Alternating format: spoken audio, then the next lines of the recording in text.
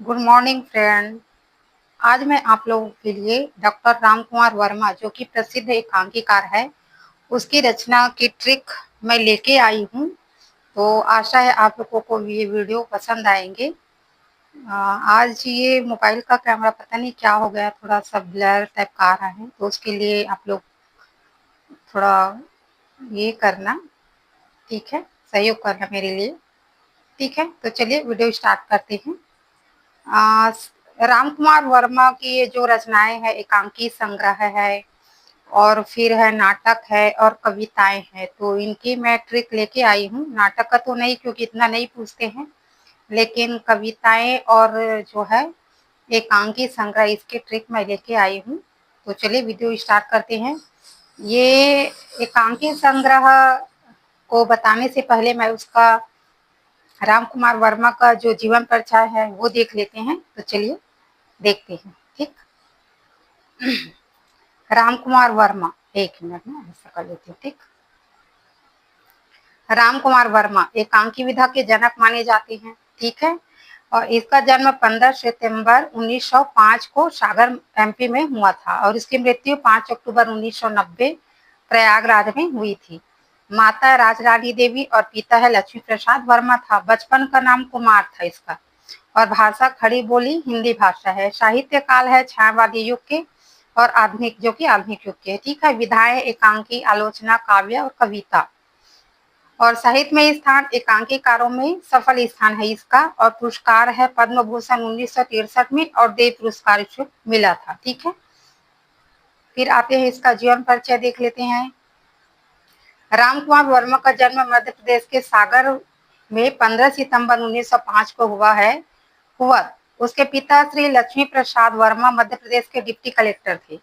अतः उसकी प्रारंभिक शिक्षा मध्य प्रदेश में हुई। प्रयाग विश्वविद्यालय से हिंदी में एमए की परीक्षा प्रथम श्रेणी में उत्तीर्ण की और सर्वप्रथम स्थान प्राप्त किया। नागपुर विश्वविद्यालय में हिंदी साहित्य का आलोचनात्मक इतिहास विषय पर पीएचडी की उपाधि से सम्मानित भी हुए थे। ठीक है, अनेक वर्षों तक प्रयाग विश्वविद्यालय में हिंदी विभाग के प्राध्यापक और फिर विभागाध्यक्ष रहे। उन्होंने विदेशों में भी हिंदी शिक्षण का कार्य किया। मॉस्को में वे हिंदी के प्रोफेसर रहे और श्रीलंका में वे भारतीय साहित्य और संस्कृति का प्रचार कार्य किया। भारत सरकार ने उसे पद्म भूषण की उपाधि से सम्मानित किया और वर्मा जी का देहावसान 5 अक्टूबर 1990 को प्रयाग में हुआ है। रामकुमार वर्मा की रचनाएं, उसके बाद ये देखते हैं। ठीक है, फिर रचनाएं देखते हैं। फिर उसके अलावा जो कला पक्ष, भाव पक्ष भी है वो मैं दिखा देती हूँ आप लोगों को। ठीक है, लेकिन सबसे पहले उन लोगों का चलिए देखते हैं रचनाएं। ठीक, ये रचनाएं हैं। सबसे पहले है बादल की मृत्यु। ठीक है, एकांकी संग्रह है। बादल की मृत्यु 1930 की रचना है। पृथ्वीराज की आंखें 1937, रेशमी टाई 1939, चालू मित्र 1943, विभूति 1943, सप्तकिरण 1947, रूपा रंग 1948, कौमुदी महोत्सव 1949, ध्रुव तारिका 1950, ऋतुराज 1952, दीपदान 1954, कामकंडला 1955, बापू 1956, इंद्रधनुष 1957, रिमझिम 1957, और ये परीक्षा 10 मिनट, पांचजन्य, मयूर पंख, जूही के फूल और 8 जुलाई की शाम। और नीचे शिवाजी भी है, इसको शायद नहीं लिख पाई हूँ मैं, तो कोई बात नहीं, चलो देख लेते हैं उसका ट्रिक। ट्रिक में यहाँ पे मैं लिखी हूँ कि पृथ्वीराज की आंखें जो है रेशमी टाई को ढूंढ रही है। पृथ्वीराज की आंखें रेशमी टाई को ढूंढ रही है। वह चारों मित्र व विभूति से पूछती है कि सप्त किरण स्वरूप वाला मेरी रेशमी टाई कमोदनी के महोत्सव में खो गया है। ध्रुव ऋतु भी कामकंडला में दीपदान कर बापू के साथ आते देखकर कहा। ध्रुव ऋतु को भी कामकंडला में दीपदान करने गए थे तो बापू के साथ आते हुए देखकर कहा। ठीक है, यहाँ पे वैसे पूरा लिखा है कि इंद्रधनुष की रिमझिम में परीक्षा के 10 मिनट पहले 5 मयूर पंख और जूही की कली वाला 28 जुलाई की शाम को वह रेशमी टाई चाहिए। वह रेशमी टाई मुझे चाहिए। ऐसा करके आप ट्रिक बना सकते हो। ठीक है, एक बार और पढ़ देती हूँ। पृथ्वीराज की आंखें रेशमी टाई को ढूंढ रही थी। वह चारों मित्र व विभूति से पूछता है, या चारों मित्र व विभूति से पूछता है कि सप्त किरण सा रूप रंग वाला, है ना, मेरी टाई कौमुदनी महोत्सव में खो गया है। ध्रुव व ऋतु दीपदान कर कामकंडला से बापू के साथ आते हुए देखा तो उसने कहा कि इंद्रधनुष व रिमझिम सा परीक्षा के 10 मिनट पहले मयूर पंख पर जूही की कली वाला 18 जुलाई की शाम को वह टाई चाहिए। तो इस तरह से उसका ट्रिक है। ठीक है, आशा आप लोगों को पसंद आएंगे। लंबा है लेकिन ठीक है, अगर आप लोग याद कर लोगे तो चल जाएंगे, नहीं तो अपने से बना लेना। ठीक है, मैं ये ट्रिक लेके आई हूँ। ठीक है, उसके बाद है नाटक। नाटक कौन सा है? औरंगजेब की आखिरी रात, विजय पर्व, अशोक के शोक, अग्निशिखा, जय वर्धमान, जय बांग्ला, एकलव्य, उत्तरायण, ओ अहल्या। ये है, इसके ट्रिक मैं नहीं बनाई हूँ क्योंकि इतना नहीं पूछते हैं, लेकिन औरंगजेब की आखिरी रात ये पूछते हैं, अशोक के शोक ये ऐसा। एकलव्य, उत्तरायण भी कई बार पूछे हैं। ठीक है, फिर आते हैं कविता। कविता है वीर हम्मीर। ठीक है, चित्तौर की चिंता है। और अंजलि 1930, अभिशाप 1931, हिंदी गीति काव्य 1931, हिमहास, आकाशगंगा 1931, रूपराशि 1931, निशीथ 1935, चित्ररेखा 1935। इसी काव्य संग्रह पर इसको देव सम्मान मिला है। और जौहर 1941 कविता संग्रह है। और लास्ट संस्मरण है संस्मरणों के सुमन, जो कि 1982 की रचना है।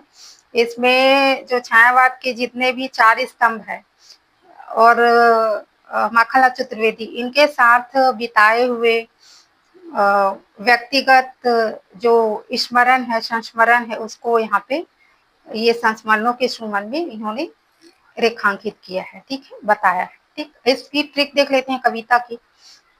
वीर हमीर को चित्तौर की चिंता हो रही है जब अंजलि ने अभिशाप दिया। वीर हमीर चित्तौर की चिंता अंजलि, तो वीर हमीर को चित्तौर की चिंता हो रही है जब अंजलि ने अभिशाप दिया कि इस गीत काव्य में जिसमें हिमहास है, ठीक है, जिसमें हिम और आकाश गंगा जो है, आकाश गंगा के निशी राशि में, निशा यह राशि से ली हूँ और निशित से निशी ली हूँ।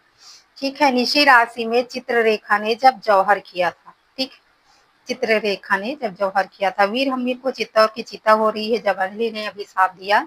इस गीत काव्य में जिसमें हिम और आकाश गंगा के निशी राशि के समय चित्ररेखा ने जौहर किया था। ठीक, तो ये है ट्रिक। आशा है आप लोगों को पसंद आएंगे। ठीक है, और नहीं है तो अपने से बना के भी याद कर सकते हो आप लोग। ठीक है, और चलिए, मैं बोली थी आप लोगों को कि इसमें थे थोड़ा सा और कौन कौन सी इसकी रचनाएं हैं, क्या इसको भी देख लेते हैं। तो चलिए देखते हैं। ठीक, एक मिनट में। हाँ,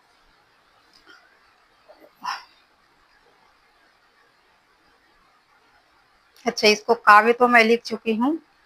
कविता संग्रह, अच्छा वही है जिसमें मैं एक साथ दी हूँ ना, इसमें अलग अलग है। यहाँ पे देख लीजिए, राम कुमार वर्मा के काव्य कौन कौन से हैं। ये वीर हमीर है, चित्तौर की चिता है, अंजलि है, हिमगीति है, ठीक है, चित्ररेखा है, चंद्र किरण भी है, आकाश गंगा है, कृतिका है, नूरजहां, ये राम कुमार वर्मा के काव्य है। और कविता संग्रह जौहर, अभिशाप, निशीथ, चित्ररेखा, ठीक है, ये जितने भी ये सब कविता संग्रह है। तो मैं एक साथ उसको दी हूँ, तो इसमें अलग अलग भी है, आप देख लेना। फिर है आलोचना, हिंदी साहित्य का आलोचनात्मक इतिहास, ये है 1939 की रचना है।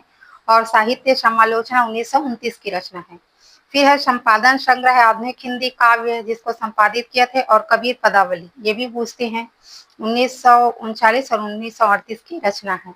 उसके बाद है अन्य में शिवाजी 1943 और कौमुदी महोत्सव। ठीक, फिर ऐतिहासिक नाटक है एकलव्य, उत्तरायण और ओ अहल्या, ये ऐतिहासिक है तीनों। ठीक है, नाटकों में ऐतिहासिक है। ठीक, फिर महत्वपूर्ण कथन भी है, देख लेते हैं। राम कुमार वर्मा ने कहा था, क्या कहा था?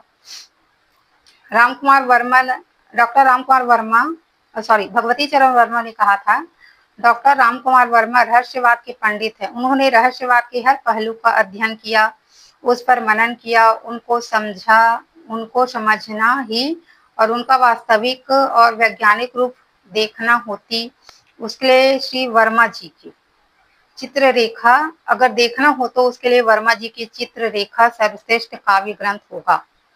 ठीक है, तो ये अगर उसके रहस्यवाद को समझना है तो उसके लिए कौन सी है, चित्ररेखा, जिसके लिए उसे देव सम्मान मिला था। ठीक, फिर है अब राम कुमार वर्मा के शब्दों में, जिस देश के पास हिंदी जैसी मधुर भाषा है वह देश अंग्रेजी के भीतर देखना क्या, स्वतंत्र देश के नागरिकों को अपनी भाषा पर गर्व होना चाहिए। हमारी मातृभाषा भारतीय होनी चाहिए। हमें जूठन का की ओर ताकना नहीं चाहिए, हमें जूठन की ओर ताकना नहीं चाहिए।